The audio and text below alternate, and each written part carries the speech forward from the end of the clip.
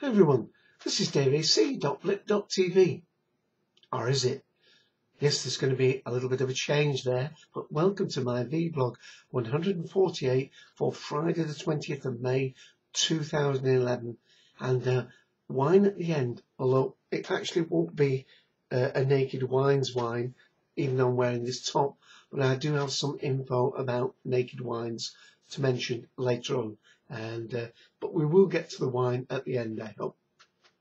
Yes, I try to blow the cobwebs away as I introduce a mixed bag of a vlog. Well, let's start with the podcasting news as normal.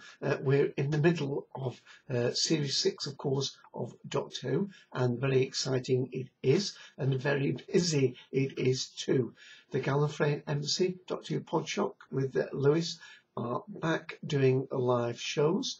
They do them on Sundays, not every Sunday, but last week at 4 p.m. Eastern Daylight Time, Lewis did a double episode, The Curse of the Black Spot and The Doctor's Wife.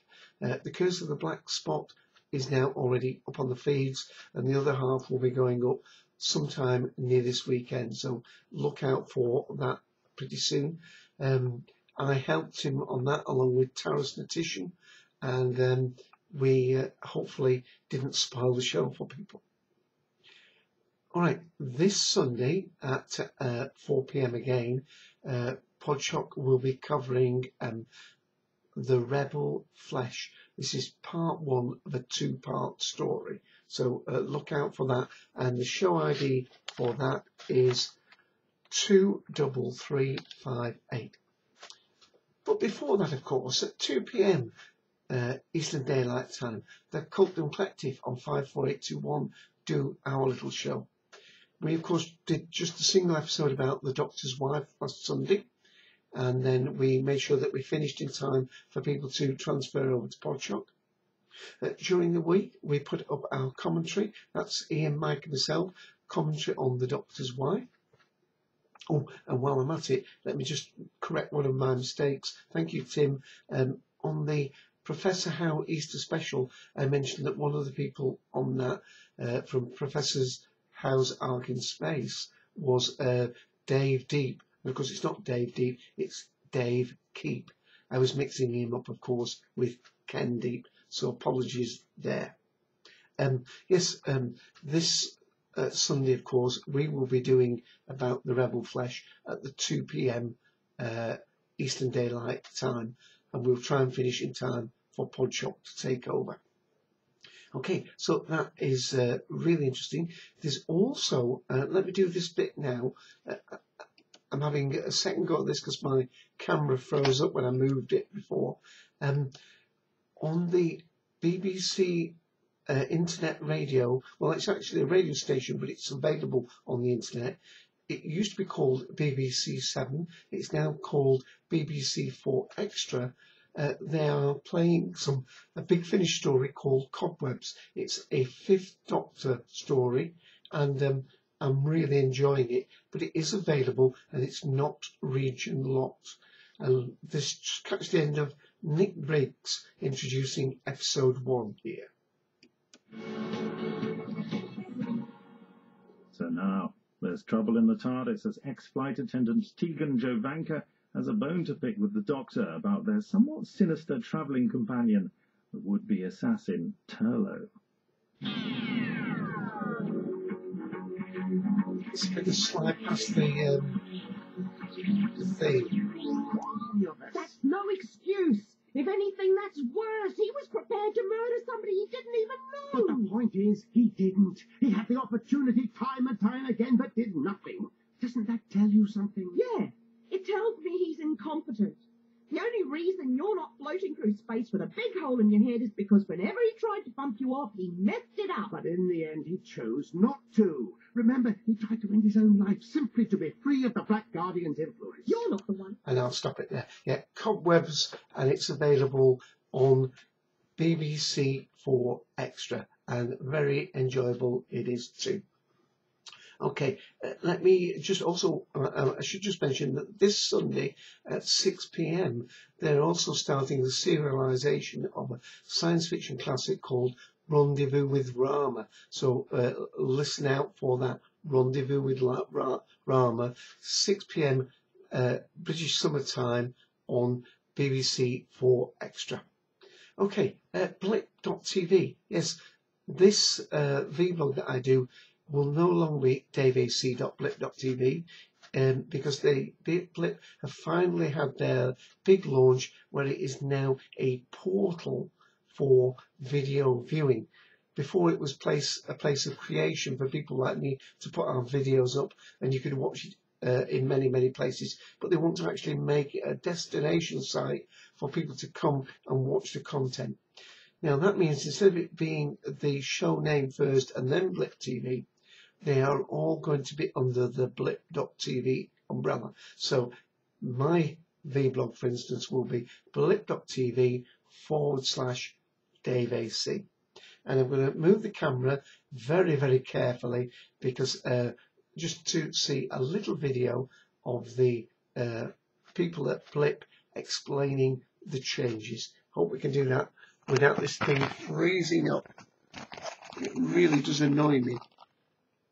Let me hold it steady and play. With our brand new site, Blip is the best place to discover quality web series.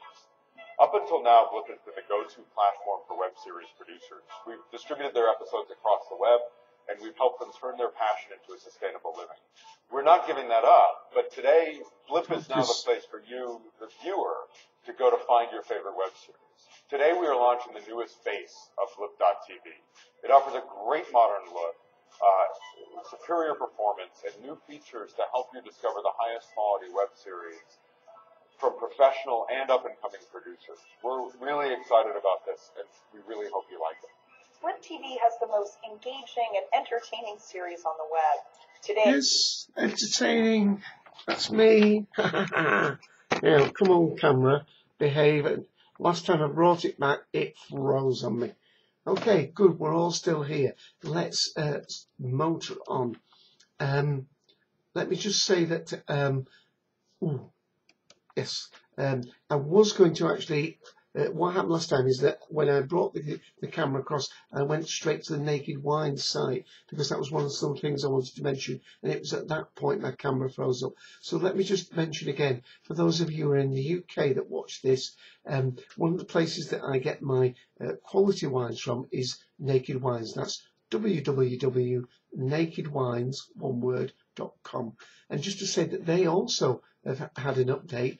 They've introduced another 30 new winemakers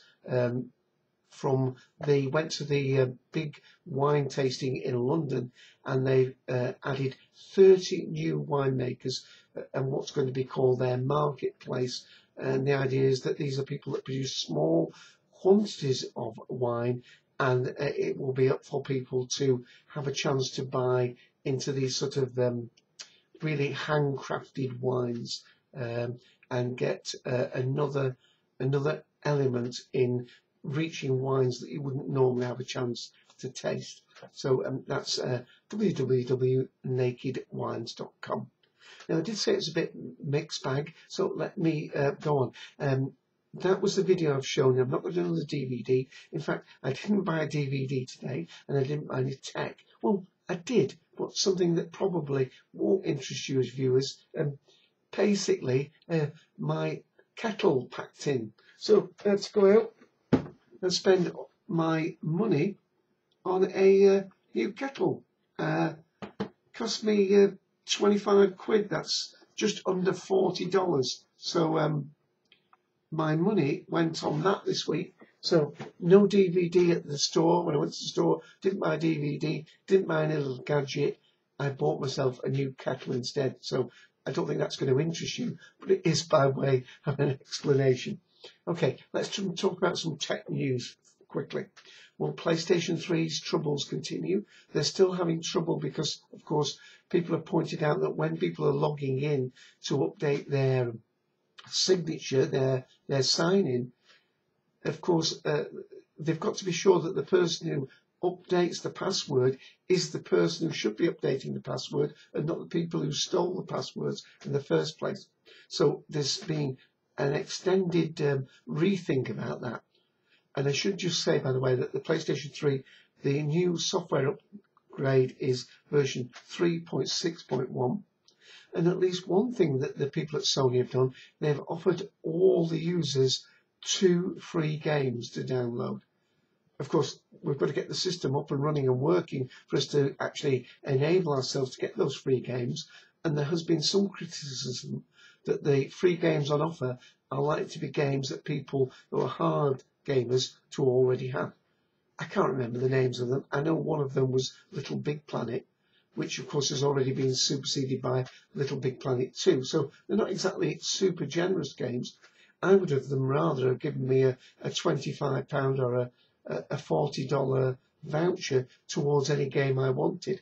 That really, to me, would have been better, because then I would have gone out and bought the latest version of Tiger Woods Golf and been really pleased. But never mind that. Oh, talking sport, not golf, but tennis. This Sunday, the French Open tennis starts.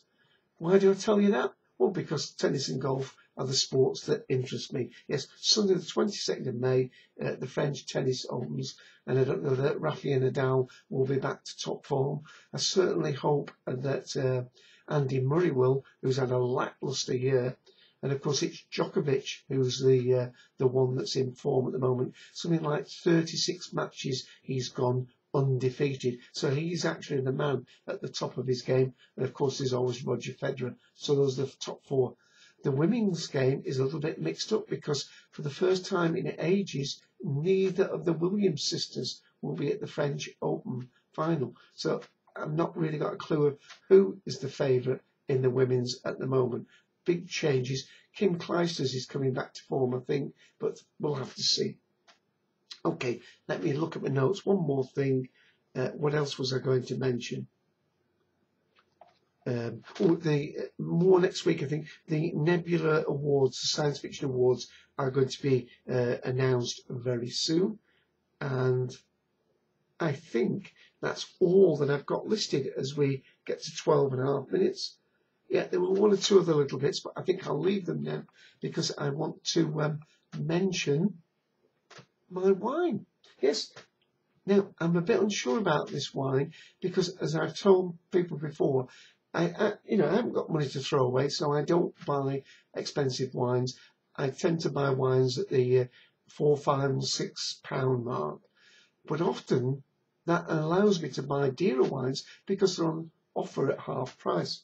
Well, this particular wine today was a £9 wine that was on offer for £4. So that means it should have been a $15 wine, and I only paid £6.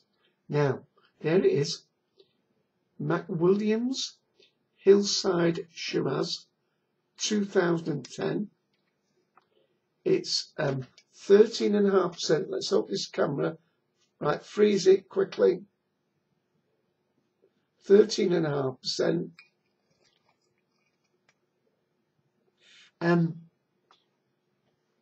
Now, why was it reduced that much? Is it because they've overbought them and they're not selling as well? Or is it because the wine is a dud? A couple of weeks ago I had a wine and I ended up pouring that down the sink. So, what was the one that I did that with? Let me just remind myself. Oh, I think it was that Rosewater Park one. Didn't go down too well. Anyway, here it is, poured out, ready and waiting. More than ready, because as I said, my camera froze up and this is my second go at the vlog. And I am getting some fruits. I'm getting a little bit of a sort of a mustiness, but it's not an unpleasant mustiness.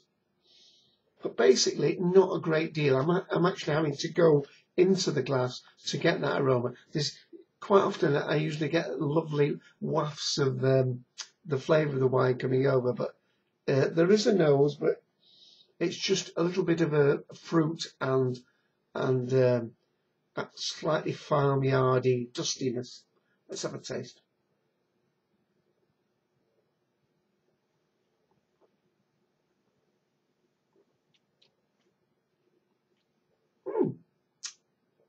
Now, that's quite tart, actually. Quite, mind you, that's probably, if you're having it with food, that often helps because it gets your juices going. But it's not sharp and it's not sour, but there is a slight tart edge finish to that. But there's not a lot of complexity. I'm not getting any of the usual vanilla or the oak. I'm not getting any mocha or chocolate. Not even getting any licorice edges. I'm not getting any floral. So let's have another taste.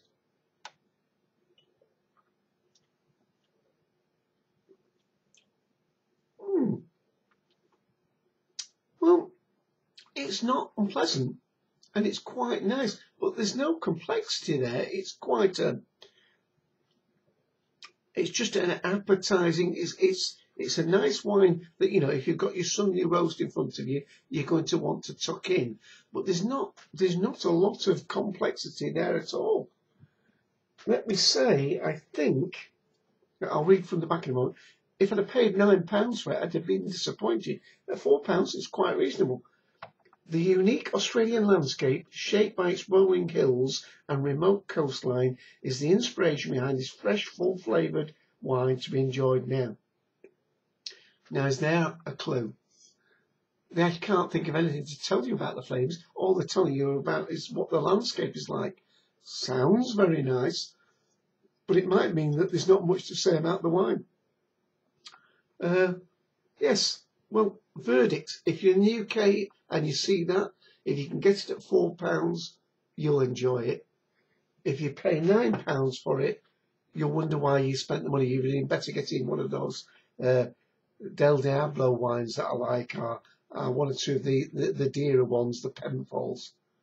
One last taste and then we're out of here.